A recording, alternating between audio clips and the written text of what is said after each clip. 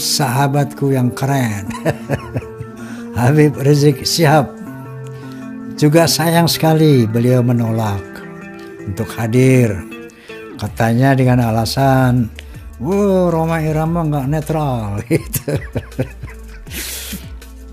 Kenapa nggak netral? Karena Rhoma Irama telah mendapat kartu anggota dari PWI. Itu telah diberikan bendera bla bla bla bla. Ini fitnah nih, Beb. Fitnah ini fitnah nih. Proses jangan. Takbir. Sallu ala nabi. Allah. Beb, ente bisa aja, Beb. Itu namanya penyematan jas atau jaket ormas. Itu sering banget aneh, Beb. Bahkan jas partai sering disematkan itu sebagai penghormatan, penghargaan. Jadi ente nggak usah ngeliat ke situ, Beb. Wallahi saya nggak terima kartu anggota yang ente bilang, Beb. Nah, ente bohong nih. Tapi aneh maafin ente, Beb. Aneh cinta antum. Datang aja, Beb. Nanti bawa tuh jaket FPI, ame jaket Rabitul Alawi aneh pakai. Oke? Tapi datang, oke? Biar seimbang, Beb. Masya Allah, Habibana. Sekali lagi kepada sahabatku nih Habib Rizik Syihab. Masya Allah, itu udah fitnah aneh nih, Beb. Masih getah aja Bang Haji. Bukan. Jangan dendaman sih Bang Haji. Aneh gak pernah dendam orangnya kayak gak pernah bersih enggak. Maksud aneh begini, Beb. Ini kan yang namanya forum ini. Ternyata forum satu-satunya ya. Podcast satu-satunya. Mungkin ada yang lain saya gak tahu. Yang memberikan ruang untuk kedua belah pihak. Jadi ada mengatakan Rhoma Irama itu seniman, dia nggak ngerti nasab, ngapain bahas nasab? Saya tuh bukan membahas nasab, Bapak. Saya itu menghadirkan orang ahli nasab. Nah, dari orang ahli nasab ini mengungkapkan pendapatnya. Nah, tolong yang dari pihak yang dibatalkan juga menghadirkan bantahannya. Makanya saya undanglah Gus Romel, saya undanglah Habib Taufik sebagai Ketua Rabitul Alawiyah. Kemudian saya undanglah Habib Rizik, bahkan saya sudah mengundang Habib Lutfi bin Yahya di kantor beliau sebagai one team press. Alhamdulillah sudah diterima suratnya, tetapi sampai sekarang belum ada kabarnya. Nah, jadi dengan undangan saya ini bukan saya mau ngajarin nasab, bukan. Saya ini itu kerja saya itu, hai manusia. Bukan ajaran, bukan.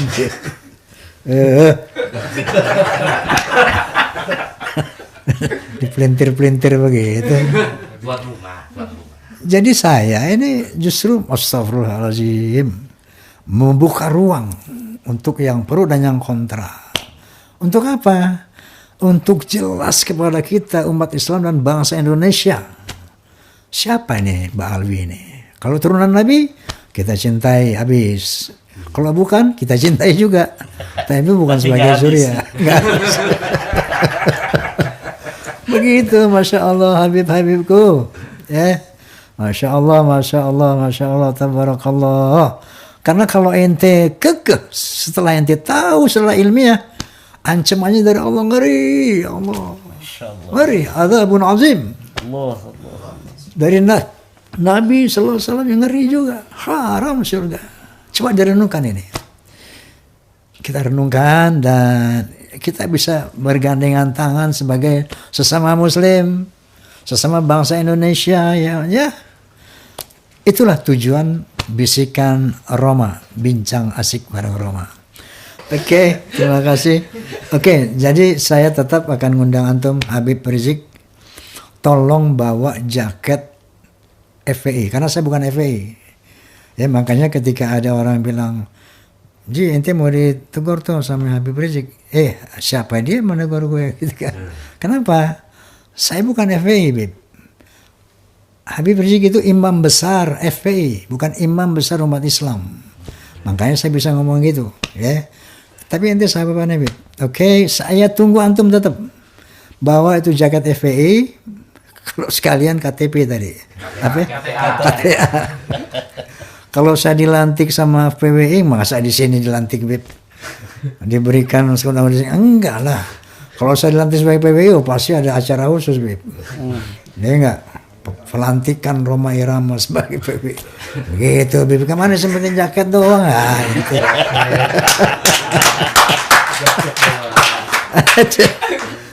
Ya, Bib. Jadi aneh masih berharap antum datang untuk imbangan, Bib. Kita bercanda di sini. Aneh Kiai bercanda. Oke. Nah, ini saya pernah melihat Kiai mengatakan lagu Sebujur Bangkai Rhoma Irama itu lebih baik, lebih manfaat daripada pidato 70 baik. Ini di mana Kiai? Emang gitu kenyataannya. Dasarnya apa tuh ya? Dasarnya memang kan kita sering melihat ceramah habaib-habaib itu di video-video itu kan begitu. Halu kan. Katanya siapa aja di Tarim itu orang yang sudah kumisan jadi wali. Lah gunanya untuk masyarakat apa itu? Nggak ada. Kemudian kakek aneh pakai mukoda mi'raj 70 kali ke langit. Nggak. Apa bedanya untuk umat? Nggak ada.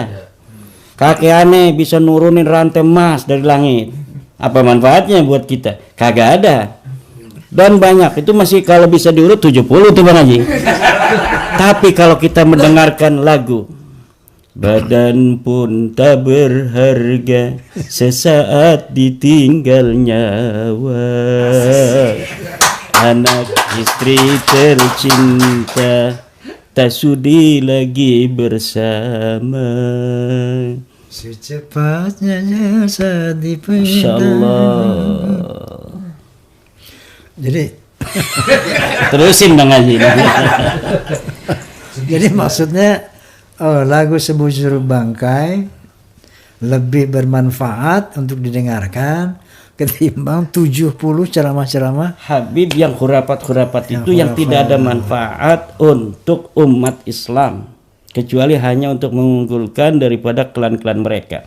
Apalagi ada sebuah ungkapan dari mereka bahwa satu Habib yang bodoh itu lebih utama daripada 70 kiai. Itu ucapan ketika dibawa di dalam meja ilmiah tidak terbukti. Buktinya satu Imaduddin Usman, 70 habaib belum ada yang bisa jawab tesisnya. Tapi Bang Haji, kalau lagu Sebujur Bangkai semua banyak yang akan setuju. Tidak semua, banyak yang akan setuju. Kenapa? Coba di dalam sebuah hadis dikatakan wa kafa bil mauti wa'idha. Cukup dengan kematian sebagai penceramah, sebagai penasehat. Nah, lagu Sebujur Bangkai itu adalah nasihat. Lagu tentang kematian. Bahkan ada di sebuah saw Bang Haji sebelum nyanyi itu ada ayat Al-Qur'annya. Kullu nafsin dha'iqatul maut. Sebuah lagu Sebujur Bangkai. Kan ada begitu tuh kan. Ya. Tentunya bagi yang mendengarkan langsung ingat mati itu Bang Haji. Walaupun ketika mereka mengingat mati kakinya masih bergoyang. Mati juga gua biarin dah goyang dulu. Tapi mereka ingat mati Bang Haji. Walaupun sambil goyang-goyang. Ini pemirsa dalam rangka ya kenapa saya mengundang beliau kembali.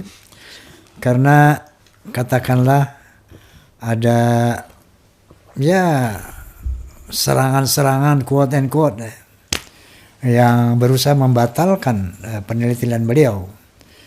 Makanya beliau saya undang kembali untuk mengkonfirmasi kebenaran ini.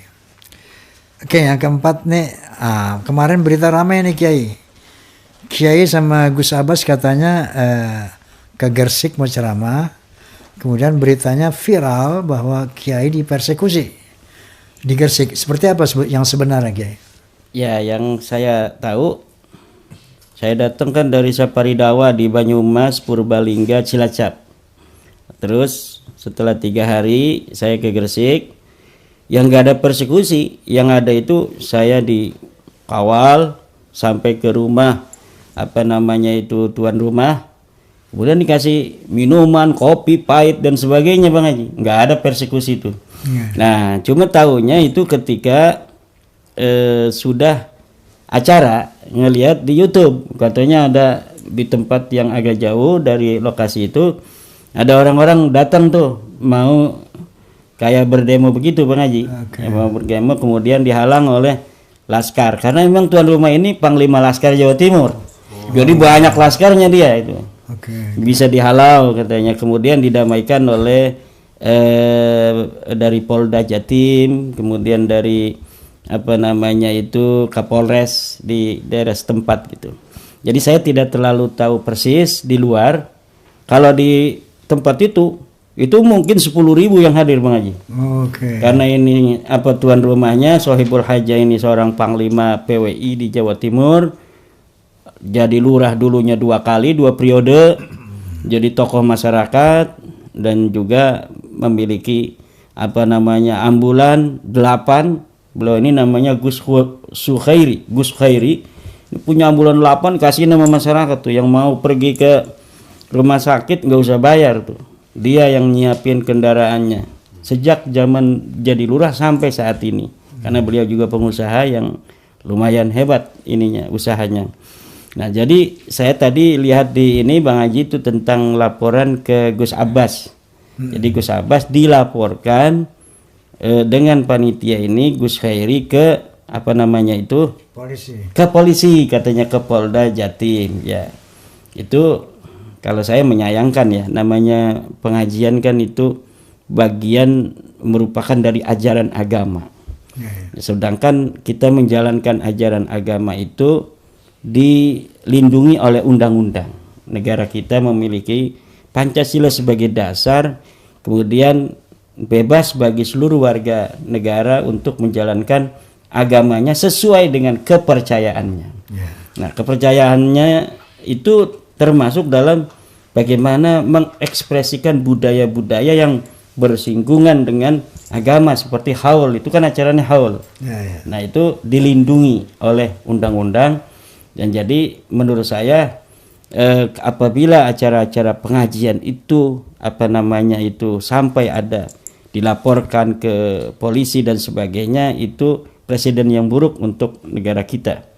Nanti akan ada sebuah presiden bahwa negara mengintervensi keyakinan umat beragama untuk menjalankan agamanya secara bebas gitu.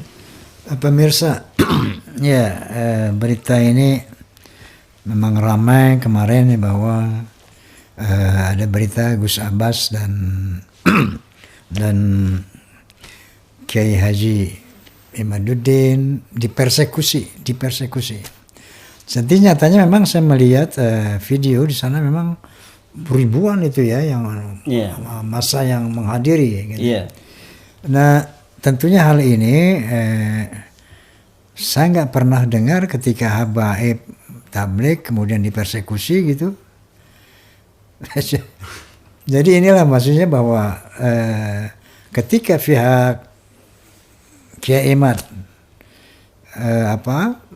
berceramah tabligh harus dilarang. Namun ketika para alim bertabligh dimanapun, it's okay. Nggak ada yang namanya PWI itu melarang, apalagi mempersekusi. Ini juga perhatian buat teman-teman dari Ba'alawi agar tidak melakukan hal-hal yang tidak terpuji, tidak balance artinya ya kan. Dan nyatanya alhamdulillah beliau memang tidak dipersekusi. Baik, berikutnya, barangkali Kiai masih ada yang last statement untuk disampaikan. intinya sama seperti Bang Haji, saya sebagai orang yang meneliti nasab ini pun tidak ada benci kepada para Balawi, tidak ada. Kita semata satu ingin memberikan pencerahan kepada saudara saya yang selama ini merasa galau hatinya ketika mereka ingin berdekatan dengan baginda Rasulullah SAW dengan mendekatkan diri kepada orang yang mengaku turunannya, tetapi akhlak-akhlak yang orang mengaku turun ini kok jauh panggang daripada api.